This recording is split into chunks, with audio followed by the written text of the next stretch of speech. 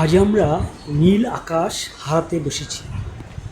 যেটুকু অবশিষ্ট আছে ঘর থেকে আকাশ দেখা যায়, তাও যেন আজ আমরা এই নাগরিক সভ্যতার চাপে এই আকাশ হারাতে বসেছি। হ্যাঁ, সুপ্রিয় দর্শক, আপনারা দেখতে পাচ্ছেন আমার সামনেই একটি পাঁচতলা ভবনে ভাঙনের কাজ চলছে। এই বিল্ডিংটি ভেঙে এখানে তৈরি করা হবে সুউচ্চ আবাসিক ভবন। এভাবেই এই রাজধানীতে আজ একের পর এক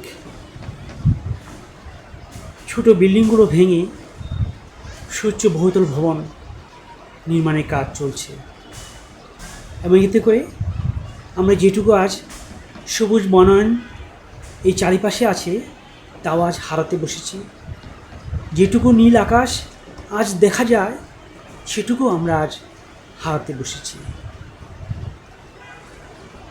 এই নাগরিক সভ্যতার চাপে এই রাজধানী শহরে দিনে দিনে সুউচ্চ বিল্ডিং গড়ে উঠছে এবং এই পরিবেশের উপর যে চাপ পড়ছে, এতে করে এই রাজধানীতে সুখে শান্তিতে বাস করার যে ন্যূনতম সম্ভাবনাও ছিল তা আজ আমরা হারাতে বসেছি। আজ আমরা এই সবুজ বনায়ন হারাতে বসেছি।